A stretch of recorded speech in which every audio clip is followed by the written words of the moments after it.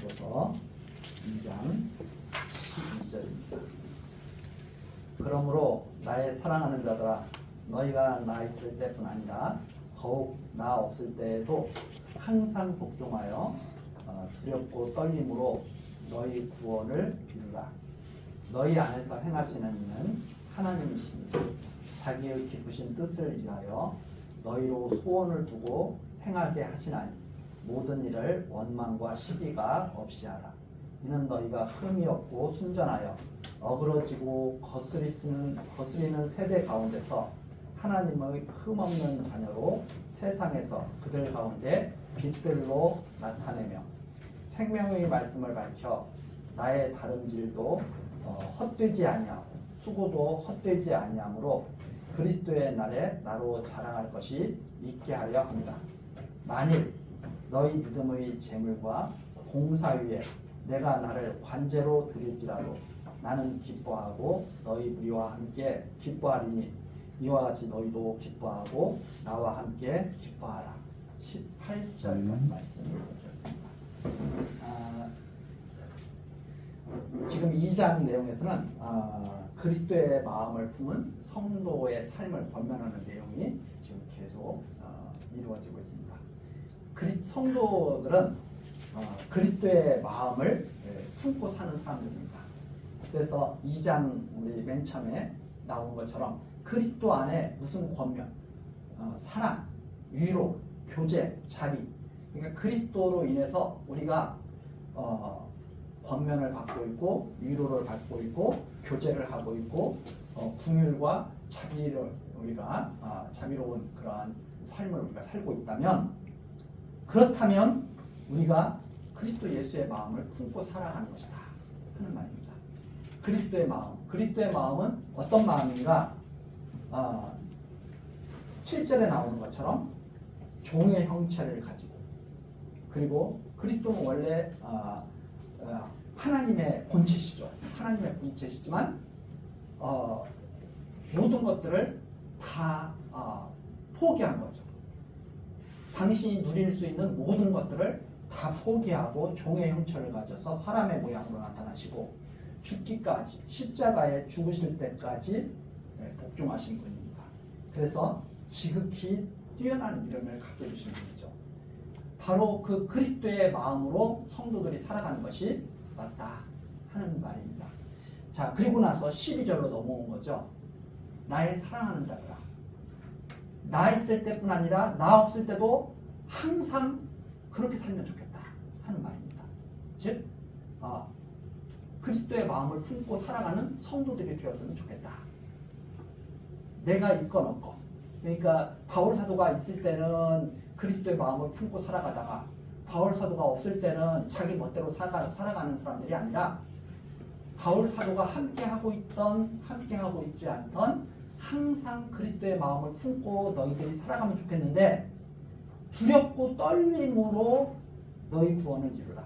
즉 그것이 바로 구원의 삶인데, 두렵고 떨림으로 이루라는 말은 좀 우리가 이해하기 쉽게 더 말씀드리자면 아주 예민하게 반응해라 이 말입니다.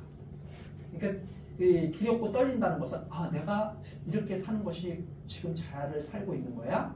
저렇게 살고 있는 것이 잘 살고 있는 거야? 이런 것들을 아주 민감하게 생각하는 거죠. 그래서 아무렇게나 아무 생각 없이 살아가는 게 아니라, 이게 과연 하나님께서 기뻐하는 뜻일까? 이게 과연 종의 마음을 갖고 사는 것일까? 이런 것들을 항상 생각하면서 살면 좋겠다. 두렵고 떨림으로 하나님 앞에서 내가 올바로 살고 있는가? 하나님 앞에서 내가 정말 그리스도의 마음을 품고 살고 있는가? 이걸 항상 좀 생각했으면 좋겠다. 이런 의미입니다. 그래서 너희들이 꼭 그 구원의 그 삶을 살면 좋겠다. 자, 그러면서 이 12절 같이 살 수 있는 까닭이 13절에 나와 있는 거죠. 너희 안에서 행하시는 이는 하나님이시니 자기의 기쁘신 뜻을 위하여 너희로 소원을 두고 행하게 하시나. 두렵고 떨리는 마음으로 하나님 앞에서 살아가는 것이, 그게 하나님이 행하시는 일이다 하는 말입니다. 그게 하나님의 행하심입니다. 즉 너희 안에서 지금 12절처럼 바울 사도가 있건 없건 함께하던 떠나있던 간에 두렵고 떨림으로 하나님을 바라보면서 사는 것이, 그렇게 살 수 있는 것이 하나님의 행하심입니다. 너희 안에서 그런 일을 하나님이 지금 행하고 계신다. 그래서 자기의 기쁘신 뜻을 위하여 너희로 소원을 두고 행하게 하시나니, 하나님은 기쁘신 뜻을 꼭 이루시는 분이죠. 하나님은 당신이 기뻐하시는 뜻을 꼭 이룹니다. 그것을 보여주는 것이, 지금까지 보여준 것이 역사예요. 그래서 이게 지금 역사가 이렇게 쭉 진행되고 있잖아요. 역사가 이렇게 쭉 진행되고 있습니다. 그리스도가 2000년 전에 오셔가지고 지금 쭉 진행돼서 우리가 2024년 지금 새해가 시작된 2월달이죠. 그러면 이스라엘 역사를 주관하신 아브라함과 이삭과 야곱의 하나님이 온 땅을 창조하신, 아담을 지으신 그 하나님이시고, 그 하나님이 그리스도를 이 땅에 보내셨죠. 왜? 이 기쁘신 뜻이거든요.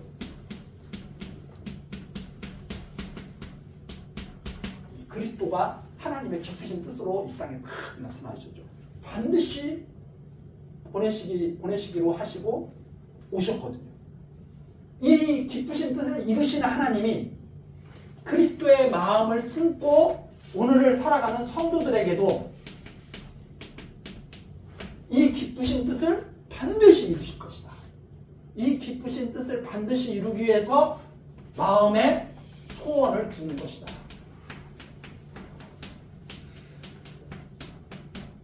마음에 소원을 써.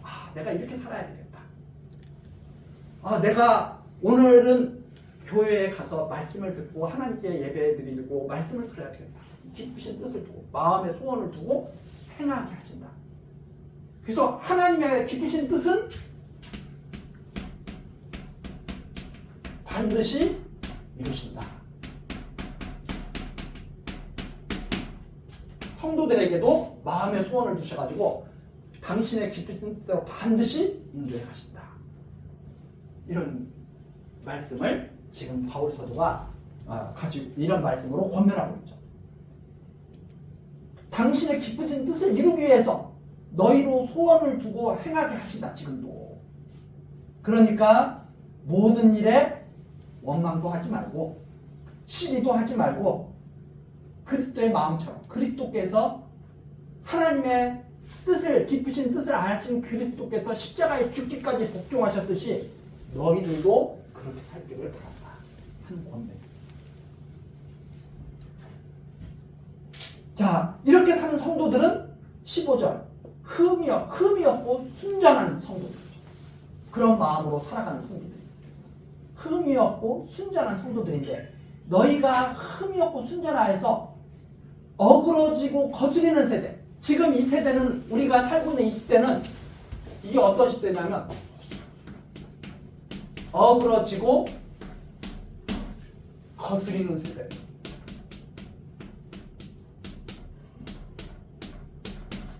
하나님을 몰라. 하나님을 모르고 자기 멋대로 거스리고 그렇게 살아가는 세대가 바로 이 세대, 이 세상이다. 이 세상에 성도들이 지금 나타나고 있는 거죠.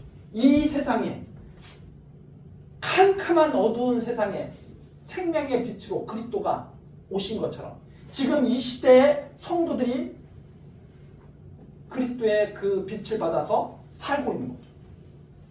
이 시대는 어그러지고 거스리는 세대입니다. 그러면 성도들은 어그러지고 거스리는 세대에서 어떤 사람들이냐? 흠이 없고 순전한 성도들이죠. 이 성도들은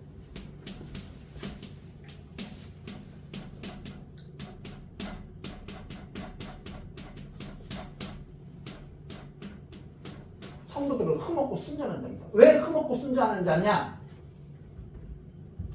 하나님의 깊으신 뜻을 따라서 소원을 품고 살아가는 자들이기 때문에. 세상 사람들은 다 똑같다고 생각하겠죠. 그러나 성도들의 마음속에는 항상 뭐가 있느냐? 하나님의 기쁘신 뜻이 반드시 이루어질 것을 믿고 그렇게 되면 참 좋겠다 생각하는 성도들이죠. 그래서 이 흠이 없고 순전한 이 성도들이 하나님의 흠없는 자녀로 빛을 냈으면 좋겠다 하는 말입니다. 야, 저 사람은 우리와 좀 다른 생각을 하고 있네. 우리들과 함께 이 시대를 살고 있지만 우리와 방향이 다르네. 하나님을 바라보고 있네. 나는 하나님이 없다고 생각하는데 저 사람은 하나님이 있다고 생각하네. 나는 하나님을 내 마음대로 움직일 수 있다고 생각하는데 저 사람은 하나님의 종이라고 생각하네. 완전히 다른 생각. 다른 마음을 가지고 살아가는 거죠. 그 그리스도의 마음을, 이 성도들은 그리스도의 마음을 가지고 살아가는 사람들. 그리스도의 마음.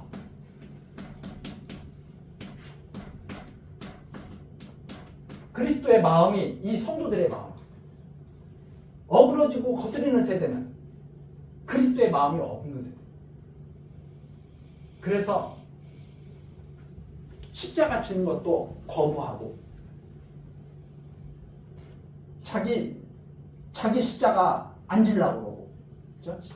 자기 십자가 안 지려고 하는 것, 자기를 부인하기를 절대 싫어. 자기를 부인하기 싫어하고 자기가 이 세상의 최고죠. 그래서 자기에게 조금이라도 자기 생각에 자기 뜻대로 안 되면 분노가 일어나. 이게 바로 어그러지고 거스르는 세대들의 그런 특징입니다. 그래서 이 어그러지고 거스르는 세대는 항상 무엇을 일으키게 되냐면 분쟁을 일으키게 돼요. 분쟁을 일으키고 자기 뜻을 이루기 위해서 남을 해하는 일을 서슴지 않고 행하게 됩니다. 언제가 되면, 때가 되면. 마치 자기는 안 그런 것처럼 이렇게 하죠. 그러나 결정적인 때가 오면 자기 유익을 위해서 다른 사람을 죽일 수 있는 사람들이 바로 어그러지고 거스리는 세대의 특징. 그런데 성도들은 마치 어그러지고 거스리는 세대처럼 살고 있지만 결정적인 순간에는 거기서 확 돌아서서 그리스도의 마음으로 십자가를 기꺼이 질 수 있는 사람들이 바로 성도들이죠. 그래서 이 성도들의 삶과 이 시대에 어그러지고 거스리는 삶을 살고 있는 사람들의 방향은 완전히 다릅니다. 동과 서가 먼 것처럼. 하나님이 그렇게 말씀하시죠. 나의 생각은 너희들의 생각과 동과 서가 먼 것처럼 멀다. 그럼 그리스도를 마음에 품고 사는 사람들은 하나님의 뜻을 따라서 하나님이 원하시는 길로 가겠죠. 완전히 다른 세대입니다. 자, 그래서 그들 가운데서 마치 이것이 바로 하나님이 살아계신 거야. 이것이 바로 선한 일이야 하는 것을 좀 보여주는 그런 성도들이 됐으면 좋겠다 하는 말입니다. 빛들로 나타내. 마치 저기에 불빛이 있구나 이렇게 보여줬으면 좋겠다 이 말입니다. 저기에 빛이 있구나 저기에. 그래서 16절 생명의 말씀을 밝혀. 생명의 말씀이 바로 우리가 듣고 있는 이 복음이죠. 이 생명의 말씀을 밝혀 나의 다른 길도 헛되지 아니하고 숙고도 헛되지 아니했다. 바울 사도가 하는 말입니다. 내가 지금까지 열심히 매맞으면서 복음을 전하고 지금 복음 전하다가 감옥에 갇혀 있고 복음 전하다가 사람들한테 멸시받고 그러는데 이게 헛된 일이 아니라는 것을 그렇게 해서 너희들이 좀 보여줬으면 좋겠다. 그러면 그리스도께서 이 땅에 다시 오실 때 승천하신 그리스도께서 부활 승천하신 그리스도께서 언젠가 이 땅에 다시 오실 때 그리스도에게 바울 사도가 주님 이 성도들을 보십시오. 제가 복음을 전했던 성도들입니다. 이들이 세상에 이 어그러지고 거스리는 세대에 하나님이 계시다고 하는 것을 보여준 사람들입니다. 빛을 보여준 사람들입니다. 그러면 얼마나 기쁘겠느냐 내가 그렇게 자랑할 수 있다면. 그것이 바로 주님의 뜻으로 되었습니다. 하나님의 뜻으로 되었습니다. 기쁘신 뜻으로 되었습니다. 하고 하나님께 영광을 돌린다면 얼마나 기쁘겠느냐. 이게 바울 사도가 지금 여기 하는 거예요. 생명의 말씀을 밝혀서 나의 다른 길도 헛되지 아니하고 내가 애쓰고 수고한 것도 헛되지 아니하고 그래서 그리스도께서 오실 때 내가 여기 이 성도들이었습니다 하고 그리스도에게 보일 수 있다면 얼마나 기쁘겠느냐. 17절 그렇게만 된다면 만일 내가 너희 믿음의 잼을 너희들이 믿음을 갖도록 하기 위해서 내가 복음을 전하다가 내가 죽게 되는 하나님께 드려지게 되는 거죠. 너희 믿음을 위해서 내가 하나님 앞에서 제물로 들거라. 너희의 선한 일, 봉사를 위해서 내가 죽는다고 하더라도 내가 나를 하나님께 드린다고 한다면 나는 너무 기쁘고 너희 무리와 함께 정말 기쁠 것이다. 18절 이와 같이 나와 이런 생각으로 너희들도 기뻐하면서 항상 살면 좋겠다. 그게 바로 18절입니다. 이와 같이 너희도 기뻐하고 나와 함께 기뻐하라. 근데 이런 것들 못 보면 그렇게 생각하는 거죠. 아, 바울 사도는 참 안 됐네. 저렇게 죽도록 이런다고 하다가 결국은 감옥에 가서 결국은 죽게 됐네. 아이고 내만 맞고 사람들한테 멸시받다가 결국 이 세상 떠났네. 나도 저렇게 안 살 거야. 이런 생각은 하지 않을 거다. 같이 기뻐하고 나도 바울 사도가 그렇게 하나님께 드려진 것을 보고 참 좋겠다. 정말 기쁘겠다. 이렇게 생각하게 될 것이다. 그래서 우리가 이 역사를 바로 보게 되면 무엇을 보게 되느냐? 하나님이 기쁘신 뜻을 이루시는 그 현장을 목도하고 계속. 그래서 오늘도 우리들 이렇게 모여있잖아요. 하나님이 새로운 일을 우리에게 딱 보게 하시는 거죠. 우리가 오늘도 모였네. 그런데 오늘은 이렇게 여기에 모인 사람들이 오늘은 하나님이 이렇게 모아주셨구나. 그리고 또 일들이 또 생기잖아요. 오늘 누구 만나게 했네. 오늘 또 내가 무슨 일을 하게 하나님이 하셨네. 이런 것들을 보면서 하나님이 지금 기쁘신 뜻을 이루어가고 계시는구나. 그걸 우리로 알게 하고 이 어그러지고 거스르는 세대에서 그것을 보여주게 하시는 거구나. 우리를 통해서.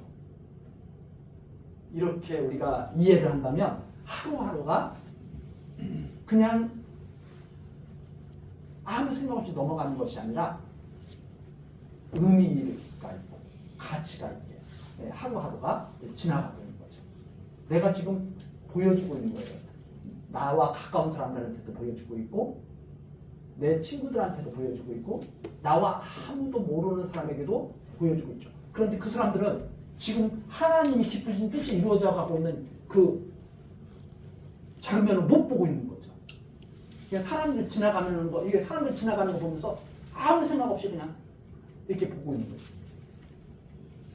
그래서 이 조금 유치한 말이지만 운전하고 갈 때요, 누가 앞에서 확 뛰어들어요. 그러면 성질을 탁낼 게 아니라 하나님이 왜 저 사람은 저렇게 살게 하셨을까? 기쁘신 뜻이 반드시 이루어지는 한 장면으로 이해를 한다면 너그러워지는 사람, 부드러워지는 거예요.